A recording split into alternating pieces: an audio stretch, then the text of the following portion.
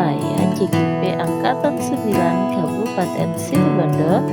Saya berasal dari SD Islam Terpadu Nurul Ansor. Pada video kali ini saya akan memaparkan tentang koneksi antar materi modul 1.2 tentang pembelajaran berdiferensiasi. Apa sih pembelajaran berdiferensiasi? Pembelajaran berdiferensiasi adalah usaha guru dalam menyesuaikan proses pembelajaran di kelas untuk memenuhi kebutuhan belajar individu murid. Pembelajaran diferensiasi adalah pembelajaran untuk mendukung semua murid di kelas kita. Setiap anak adalah unik. Mereka memiliki kelebihan dan kekurangan masing-masing. Begitu pula dengan minat, kemampuan, dan lain-lain. Memiliki pembelajaran berdiferensiasi merupakan metode pendekatan belajar mengajar berprinsip dan diterapkan di sistem kelas yang memiliki 4 elemen yang saling berhubungan, yaitu lingkungan belajar, kurikulum, penilaian, dan pembelajaran. Peran guru dalam pembelajaran berdiferensiasi juga sangat penting. Guru harus mampu memiliki strategi pembelajaran yang sesuai dengan kebutuhan siswa. Guru memberikan umpan balik yang konstruktif dan memberikan dukungan kepada siswa yang membutuhkan. Guru memberikan umpan balik yang konstruktif dan memberikan dukungan kepada siswa yang membutuhkan. Guru memberikan umpan balik yang konstruktif dan memberikan dukungan kepada siswa yang membutuhkan. Guru memberikan umpan balik yang konstruktif dan memberikan dukungan. Agar dapat melakukan pembelajaran berdiferensiasi, guru harus melakukan 5 hal. Yang pertama, mematuhi tujuan pembelajaran, mengetahui dan merespon kebutuhan belajar murid, menciptakan lingkungan belajar yang mengundang murid untuk belajar, melakukan manajemen kelas yang efektif, dan melakukan penilaian berkelanjutan. Berkaitan dengan kebutuhan belajar murid, guru harus memahami 3 aspek berikut ini. Yang pertama, kesiapan belajar murid. Yang kedua, minat murid. Dan yang terakhir, profil belajar murid. Kesiapan belajar mengharuskan guru untuk menilai pengetahuan awal dan menentukan apa yang telah murid ketahui dan di mana murid berada. Yang kedua adalah minat murid. Minat setiap anak pasti berbeda-beda. Minat adalah salah satu motivator penting bagi murid untuk terlibat aktif dalam proses pembelajaran.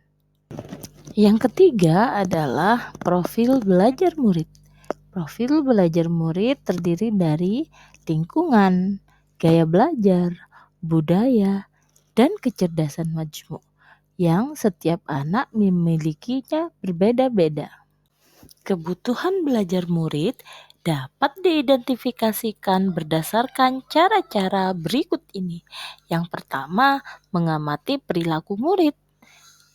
Yang kedua, mengidentifikasi pengetahuan awal. Yang ketiga, mereview dan melakukan refleksi terhadap praktik pengajaran.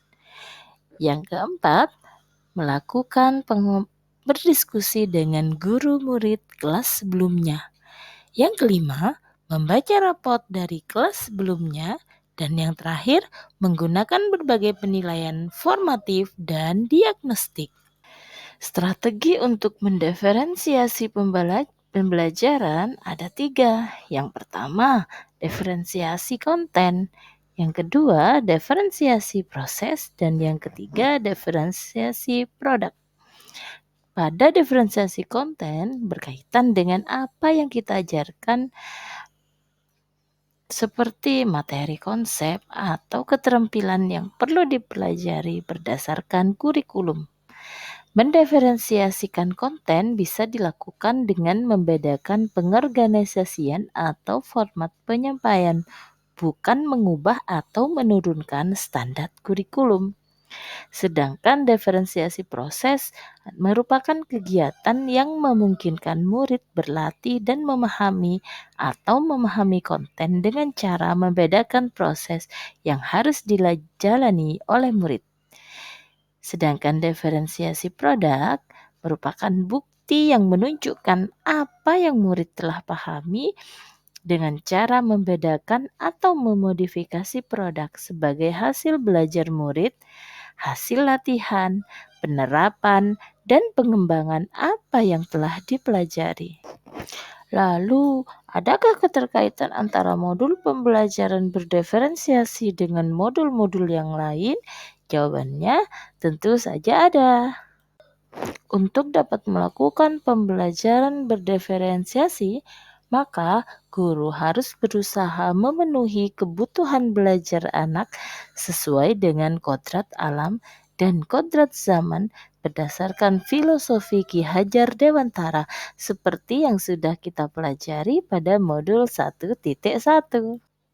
Dalam melakukan pembelajaran berdiferensiasi, seorang guru penggerak harus berpihak pada murid, reflektif, mandiri, kolaboratif, dan inovatif untuk menciptakan pembelajaran berdiferensiasi agar dapat memenuhi kebutuhan murid. Dengan demikian, seorang guru penggerak dapat mewujudkan kepemimpinan murid dengan menuntun murid merdeka belajar. Hal ini sesuai dengan nilai dan peran guru. Selanjutnya, pembelajaran berdiferensi pun dapat menjadi salah satu strategi untuk mewujudkan visi guru penggerak yang berpihak pada murid.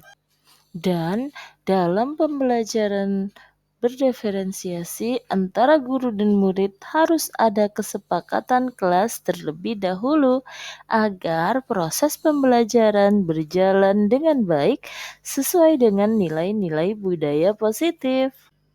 Demikian pemaparan koneksi antar materi modul 2.1. Semoga menginspirasi dan terima kasih. Salam guru penggerak, tergerak, bergerak, menggerakkan. Wassalamualaikum warahmatullahi wabarakatuh.